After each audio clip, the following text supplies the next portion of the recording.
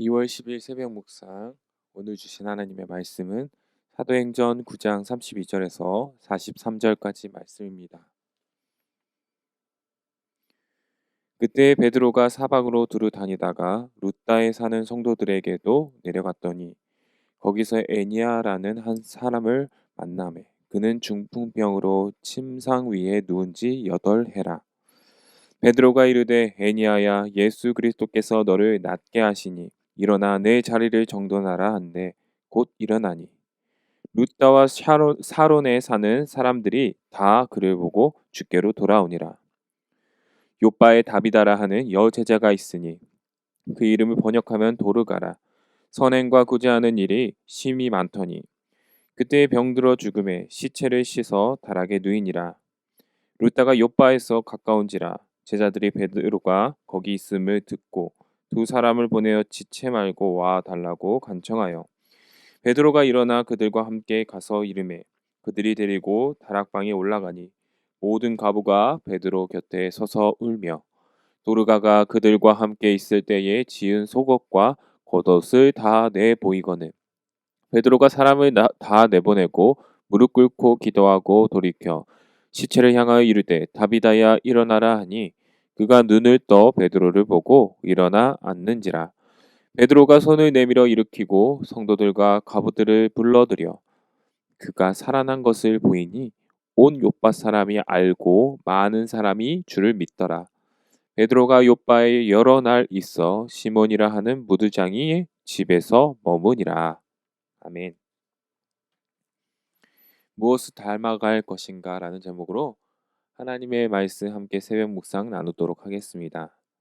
우리는 어제까지 그리스도인을 핍박하던 사울이 회심하여 이제는 예수 그리스도를 전하는 바울로 변화되어 가는 과정을 사도행전을 통해 살펴보고 있습니다. 사도행전을 기록한 누가는 바울에 대한 이야기를 잠시 멈추고 아직 복음 전파 사역의 주역인 베드로의 사역을 기록합니다. 32절에 그때 베드로가 사방으로 두루 다니다가 룻다에 사는 성도들에게로 걔도 내려갔더니 베드로는 복음을 전하기 위해 여러 지역을 두루 다녔습니다.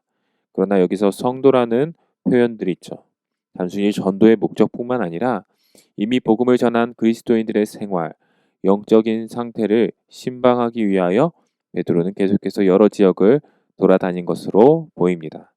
아무도 룻다에 사는 성도들은 예루살렘 교회에서 박해를 당해 이곳으로 룻다로 이주했거나 빌립이 아소도에서 가이사랴로 가면서 복음을 전해 믿게 된 사람일 수도 있습니다. 룻다에는 애니아라는 8년 동안 중풍병을 앓아온 그런 여인이 있었습니다. 침상에 누워있던 사람이었는데 베드로는 애니아를 보며 예수 그리스도께서 너를 낫게 하시니 일어나 걸으라고 명합니다. 이 말을 통해 우리는 베드로가 애니아를 치유하시는 분이 베드로가 아니라 예수 그리스도이심을 분명히 밝히고 있다는 것을 알 수 있습니다. 또한 이 치유의 기적을 지켜본 많은 사람들이 베드로에게 주목하는 것이 아니라 예수 그리스도께 모든 시선을 주목시키기 위해 예수님의 사역임을 가리키기 위해 베드로는 이렇게 얘기했다는 것을 알 수 있습니다. 35절에 룻다와 사론에 사는 사람들이 다 그를 보고 주께 돌아오니라. 이 말씀을 보면 이러한 베드로의 사역은 결국 베드로가 높아지는 것이 아니라 예수 그리스도께 많은 사람들이 돌아오게 되는 그러한 복음 전파 사역이었다는 것을 우리는 다시 한번 알 수 있습니다. 이후에 베드로는 요빠로 가게 됩니다. 요빠는 룻다와 가까운 곳이었는데 이곳에 다비다라는 여제자, 선행과 구제하는 일에 열심이었던 한 여성도가 있었습니다. 그런데 그녀가 병들어 죽게 된 것입니다. 이에 그녀와 가까운 제자들이 룻다에 가서 베드로를 데려오고 베드로는 그녀 곁에 다가가 무릎을 꿇고 기도하고 돌이켜 다비다야 일어나라 명하니 그녀가 눈을 뜨고 일어나게 되는 기적이 일어났습니다. 여기서 베드로가 무릎을 꿇고 다비다를 향하여 일어나라 명령, 무릎 꿇고 기도하고 일어나라 명령하는 것은 예수님의 지역 지상 사역을 생각나게 합니다. 베드로는 지금 계속해서 누가복음에 나타난 예수님의 치유 사역을 매우 비슷하게 이렇게 행하고 있는 모습을 보이고 있습니다. 8년 동안 중풍병을 앓고 있던 애니아를 일으키는 장면, 이 누가복음의 5장에 나오는 4명의 친구들에 의하여 들려온 그 중풍병자, 그에게 일어나 침상을 가지고 집으로 가라고 말씀하신 그 사건을 연상케 합니다. 또한 누가복음의 8장에 나오는 야이로의 딸을 예수님께서 일으켜 세우시죠. 베드로는 옆에서 이것을 직접 목격했을 것입니다.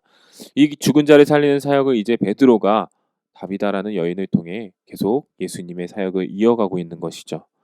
특별히 예수님께서 야이로의 딸을 살리실 때 우는 자들을 보며 두려워하지 말라, 믿기만 하라, 그리하면 구원을 얻으리라, 이렇게 위로의 말씀을 하신 것처럼 베드로는 지금 다비다가 죽어 괴로워하는 과부들 곁에서 함께 울며 무릎을 꿇고 기도하는 예수님과 같이 우는 자들을 위로하는 모습을 우리에게 보여주고 있습니다. 자녀는 부모를 닮아갑니다. 제자는 스승을 닮아갑니다. 부부는 사랑하는 아내, 남편을 닮아갑니다. 마찬가지로 베드로는 지금 예수님의 발자취, 그리고 예수님의 모든 삶의 부분을 닮아가고 있습니다. 오늘 우리의 모습은 누구를 닮아가는 모습입니까? 지금 나의 모습이 진정으로 예수님을 닮아가는 모습인지요? 왠지 예수님은 우리와 격이 달라서 절대 닮을 수 없는 분 같아 보일 수도 있습니다. 그러나 우리의 믿음의 선배들을 보면 모두 다 예수님을 닮기 위하여 이 땅에서 최선을 다해 살아가신 분들이었던 것 같습니다. 지금 이 시대는 상황이 너무 다르다고, 그때보다 신앙생활하기 더 어렵다고, 우리 자신을 합리화하고 세상 사람들을 닮아가는 모습에 안일하게 생각하는 부분이 있다면 오늘 우리 자신을 돌아보고 회개했으면 좋겠습니다. 베드로는 예수님께서 기도하시는 작은 한 부분까지도 따라하려고 힘쓰고 노력하는 모습을 오늘 사도행전을 통해 보여주고 있습니다. 우리도 그러한 베드로의 모습, 바울의 모습, 예수 그리스도의 모습을 닮아가는 저와 우리 연희교회 모든 성도님들 되시길 주님의 이름으로 간절히 소망합니다. 기도하시겠습니다. 주님, 베드로는 예수님을 온전히 닮아가기 위해 노력했습니다. 기도 사역은 물론이요, 우는 자들과 위로하는 모습까지도 닮아가려고 노력하는 그러한 모습을 보면서 우리가 오늘 사도행전을 통해 하나님 그 베드로가 예수님을 닮아가는 모습을 확인했습니다. 주님, 주님께서 놀라운 능력과 은혜를 그래서 초대교회 제자들에게 허락하셨는지도 모르겠습니다. 오늘 우리의 모습은 상황과 현실을 핑계로 예수님을 닮아가지 못할 때가 너무나도 많은 것 같습니다. 예수님을 닮아가는 것이 우리의 본연의 모습입니다. 그것을 우리가 기억하고 그럴 수 없는 상황 가운데서도 십자가의 길을, 예수님의 발자취를, 우는 자들을 위로하는 예수님의 모습을 닮아가는 우리 연희교회 될 수 있도록 도와주시옵소서. 오늘 하루 주님을 더 닮아가기를 소원합니다. 감사드리오며 우리 구주 예수 그리스도 이름 받들어 기도드리옵나이다. 아멘. 다음 기도 제목으로 기도하겠습니다. 오늘 하루 삶의 모든 영역에서 예수님을 닮아가는, 예수님을 따라가는 삶을 살게 하시고 복음의 능력을 경험하는 삶이 되게 하소서. 두 번째로 현재 담임 목사님 청빙 서류를 받고 있고 진행 과정에 있습니다.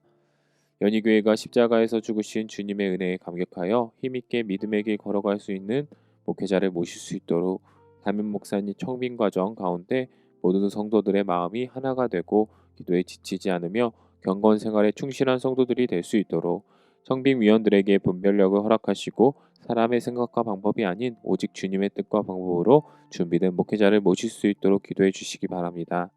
세 번째, 코로나19의 조석적인 종식과 교회와 모든 성도들의 안전을 위해서. 네 번째, 최종상 윤명희 선교사님 영국 사역과 가정을 위해 기도해 주시기 바랍니다. 또한 김명순 권사님 혈액암으로 고생하고 계십니다. 하나님의 치유의 손길이 있을 수 있도록 다 함께 기도해 주시기 바랍니다. 기도하시겠습니다.